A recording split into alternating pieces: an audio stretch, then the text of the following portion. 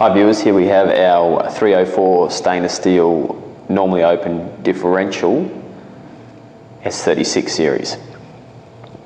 So one thing to note when installing it is the direction of flow. This is an arrow cast on the body. Now it's differential, so what does that mean? Well, it means that across the valve you need a differential pressure drop of 0.3 of a bar for the 1-inch model anyway. The larger sizes, the pressure drop is slightly higher. So that really means that between the inlet and the outlet, you need a differential drop. Now, applications where you can use this, where you get it, is usually compressed air, mains water, downstream of a pump, anything like that. Now, situations where you might not get it is tank drain, low head applications, low pressure, vacuum, things like that. This valve, you can't use it for that. It's a 304 stainless steel body, IP65 DIN plug, which goes on here. Obviously you run your wires into there with the appropriate cable gland into the bottom of the DIN plug, and that goes on your coil. Now I'll take it apart just to show you how it works. So I'll just nick this coil off.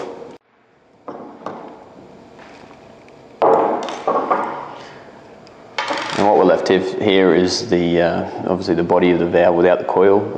Here is the operator stem. Inside there is the armature, and within the valve body itself is the diaphragm. So I'll take the valve body apart to show you how it works. Just loosen these 4 bolts off. Take the top off the valve now.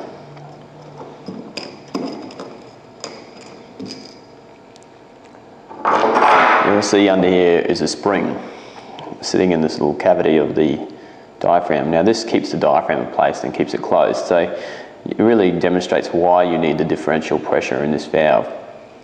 Well, you've got to overcome the tension of this spring holding the diaphragm on the seat, so it's not going to work down to a no pressure application, because you won't have any pressure to compress the spring and to push the diaphragm up into the top of the valve, so therefore you won't get any flow.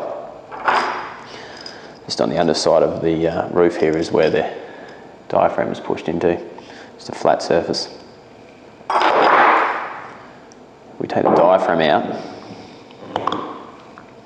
it just pops out. Now you can see in this diaphragm, this little dog ear here is the bleed off gallery. So where it comes from up in the operator stem when that bleeds off downstream. And here you can see the bleed on hole. It's a slightly smaller hole.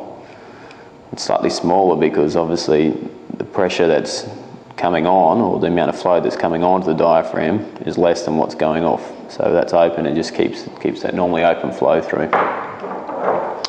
One thing to note when maintaining these is to make sure these 2 holes are clear in the diaphragm, and also that this seat in here is clear of any foreign debris.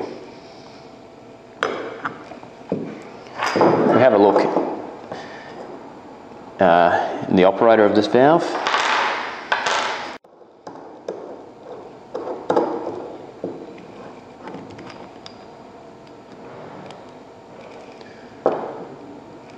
so here you can see there's 2 holes. There's one hole coming into the side of the operator chamber. That's where the pressure from the top of the diaphragm comes. And there's another hole here, which is the jet. Now that's the seat of the armature sits on that jet. Now it's held up at the moment when there's no power on it by the spring. You can see the spring there. That holds the armature off that jet. So the flow path comes up into here and bleeds off. You've got enough pressure, the diaphragm will stay open. So the spring holds the operator off that seat, and if you have a look at the operator itself, it's made up of 2 parts. Here is a little rubber boot on the bottom. We'll see the O-rings to seal the chamber. And this is the top half with the shading ring on it. Goes in first, shading ring down, and the operator.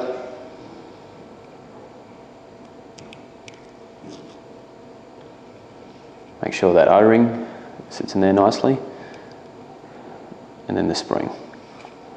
It all goes back into here.